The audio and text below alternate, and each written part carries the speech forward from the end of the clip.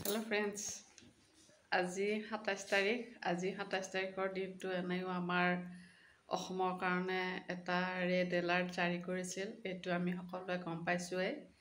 আজি গধূলি হৈছে, এতিয়া 7:45 হৈছে। মই ভাত ৰান্ধিব আহিছোঁ। মানে বহুত দেৰিকৈ ভাত পানী ৰন্ধা বঢ়া কৰিলে মানে চকু টকুবিলাকৰ অলপ কিবা অনিচ্ছা এটা ভাৱ আহে। সেইকাৰণে ভাবিছোঁ আজি কিছুদিনৰ পৰা মই অলপ সোনকালে ভাত পানী ৰন্ধা বঢ়া কৰোঁ। 7:30, 8টা ইমানৰ ভিতৰত ভাতটো খাই বৈ উঠি আজৰি হোৱাৰ কাৰণে অলপ চেষ্টা কৰি আহিছোঁ। অলপকৈ হৈ আহিছে আৰু ইমান পটককৈ নহয়। আগতে 9টা, 9:30 আছিল, কিন্তু জানৰ যেতিয়া পৰীক্ষা হ'ব তেতিয়া অলপ দেৰি হ'বই চাগে। তথাপিতো মই সেইখিনি মেনেজ কৰি যাবলৈ চেষ্টা কৰিম। আৰু আজি মই ২৭ তাৰিখৰ দিনটো যোৱাকালি আমি ঘৰত গৈছিলোঁ যে ইমান বেছি পৰিমাণৰ ঘাম বাহিৰ হৈ যোৱাৰ পাছত তাৰ পৰা আহি ইয়াতে ঘৰ পাওঁতে 9টা বাজিল।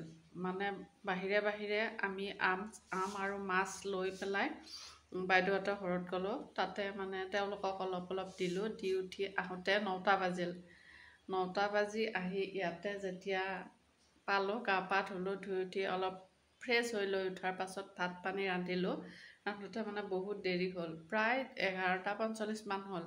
আৰু সেইটো কাৰণে আজি ৰাতিপুৱাৰ ভাগত মোৰ গাটো বহুত বেয়া লাগিছে। ৰাতিপুৱা বাৰু সোনকালে উঠিলোঁ, কিন্তু মোৰ গাটো ইমান বেয়া লাগিছে। এওঁক মই প্ৰেছাৰ চেক কৰিব কৈছোঁ। প্ৰেছাৰটো চেক কৰিছে, ঠিকে আছে বাৰু চব। এতিয়া দিনত আৰু একো কৰা নহ'ল। অলপ দিনত শুলোঁ। শোৱাৰ পাছতহে মোৰ গাটো অলপ ভাল লাগিছে। কালি যোৱা ৰাতি কিজানি 4 ঘণ্টা, 4.5 ঘণ্টামানহে টোপনি গ'লোঁ। সেইকাৰণে মোৰ গাটো বহুত বেয়া লাগিছে। এইফালে গৰমত ঘামবিলাকো ৰিলিজ হৈছিল যে, সেইকাৰণে ফিল আপ কৰিবৰ কাৰণে গাটো ইমানেই বেয়া লাগিছিল। সেইকাৰণে ভাবিছোঁ এতিয়া গধূলি হ'ল, ৰাতিয়ে হ'ল, এতিয়াৰ পৰা এটা সৰুকৈ ভ্লগ আপোনালোকৰ কাৰণে বনাওঁ আৰু সেইটো আপোনালোকৰ লগত শ্বেয়াৰ কৰোঁ বুলি ভাবিছোঁ।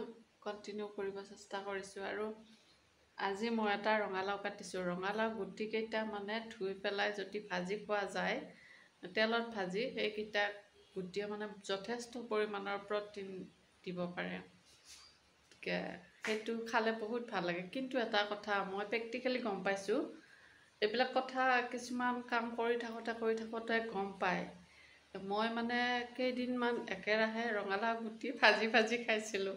ইহঁতকো দিছিলোঁ, ইহঁতে কিন্তু কমকৈ খায়, 2-এটা খায়। কিন্তু ইহঁতক যথেষ্ট পৰিমাণৰ লাগে, কিন্তু সিহঁতে নাখায়। চলিহঁতে ইমান খাব ইচ্ছা নকৰে। এইখিনিমান ভাজি মই খাইছিলোঁ। খাওঁতে মই লাহে লাহে গম পালোঁ যে মোৰ প্ৰেছাৰটো অলপমান বেছি হোৱা অনুভৱ হৈছে। গাটো অলপ ভাল নালাগে, মূৰটো কিবা পাতল লাগি যায়, সেনেকুৱা হৈছে। গতিকে মই গম পাইছোঁ যে প্ৰেছাৰত লাও গুটিটো ভাল নহয়। ল' প্ৰেছাৰৰ কাৰণেহে ভাল। ইয়াতে যথেষ্ট পৰিমাণৰ প্ৰ'টিন পোৱা যায়, প্ৰ'টিন ভিটামিন যথেষ্ট পোৱা যায়। সেইকাৰণে এইটো মই প্ৰেক্টিকেলি গম পাইছোঁ। ইয়াত মই একো ফিলিং কৰি গম পাইছোঁ। সেইটোৱে ভাবিছোঁ আপোনালোকৰ লগত শ্বেয়াৰ কৰোঁ। গতিকে আপোনালোকে চাই থাকিব। মোৰ এটা সৰু ভ্লগ বনাম এতিয়া। গতিকে ভাল লাগিলে লাইক কৰিব, কমেণ্ট কৰিব। আৰু এয়া চাওকচোন, মই এটা বস্তু পিন্ধি লৈছোঁ। এই এপ্ৰনটো পিন্ধি ল'লে কি হয়, টেবুলখন মুচোতে এই সিফালৰখিনি যেতিয়া আঁতৰৰখিনি মুচিব লাগে, মুচোতে আমাৰ এই পেটৰ এইখিনি বস্তু আপোনালোকক দেখুৱাই দিওঁ। এই পেটৰ এই বস্তুখিনি আমাৰ বহুত লেতেৰা হয়। এইখিনিয়ে লেতেৰা হয় চবতকৈ। সেইকাৰণে এই বস্তুটো যদি পাৰি তেতিয়াহ'লে পিন্ধি লৈ পেলাই যদি এইখিনি মোচা বা কিবাকিবি কৰা হয়, তেতিয়াহ'লে আমাৰ কাপোৰখিনি ছেফ হৈ থাকে। সেইটোতো চবেই জানে, তথাপিতো মই মোৰ প্ৰেক্টিকেলি কৈছোঁ। মোৰ যিকেইটা কাপোৰ এইখিনিয়ে লেতেৰা হয়, বাকী চব ঠিকে থাকে।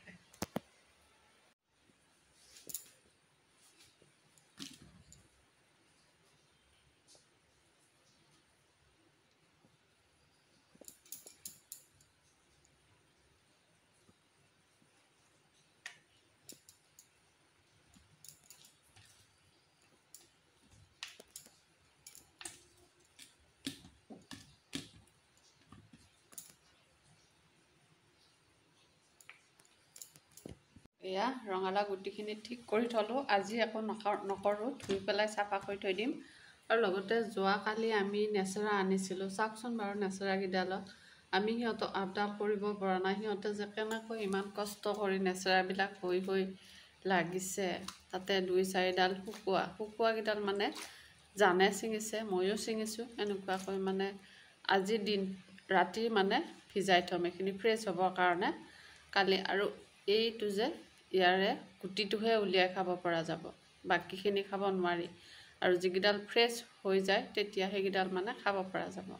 সেইকাৰণে মই আজি ৰাতি নাখাওঁ, আজি ৰাতিটো এনেকৈ ভিজাই থৈ দিম। আৰু শুকানকেইডালৰ গুটিকেইটা উলিয়াই ল'ম। কষ্ট কৰি নেচেৰাৰ গছকেইডালে আমাক ফল দিছে, বহুত বেয়া লাগিছে মোৰ। সিহঁতক পানী দিব।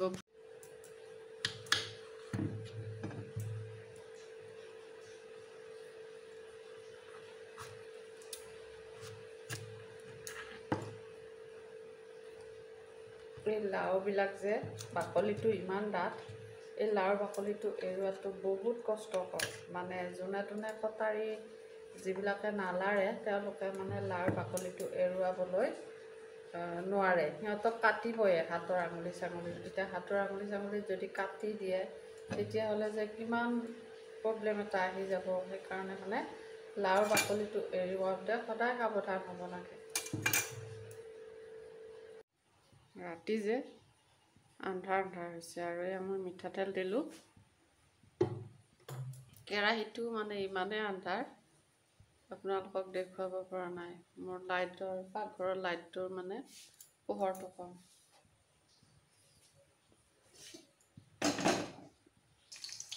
এয়া নেহুৰ 4 ফুটা দিলোঁ। আৰু এইটো মিঠি গুটি। আজিকালি মই মিঠি গুটিটো খাদ্যত অলপ বেছিকৈয়ে দিয়া কৰিছোঁ, এড কৰিছোঁ মানে। মিঠি গুটিটো বৰ উপকাৰী, যদিও মুখত পৰিলে তিতা অনুভৱ হয়। ই কিন্তু বহুত কাম কৰে আমাৰ শৰীৰত, দেহত। গতিকে মিঠি গুটিটো মই কম পৰিমাণে হ'লেও আজিকালি প্ৰায় ৰন্ধা বঢ়া কাৰ্যত দিয়ে দিওঁ। তাৰপিছত পিঁয়াজখিনি দি দিম। এটা পিঁয়াজ কাটিছোঁ আৰু ইহঁতে কেঁচা পিঁয়াজ 2জনীয়ে খায়। তাৰ কাৰণে আকৌ ভাল থৈ দিছোঁ আৰু এইখিনি দি দিছোঁ।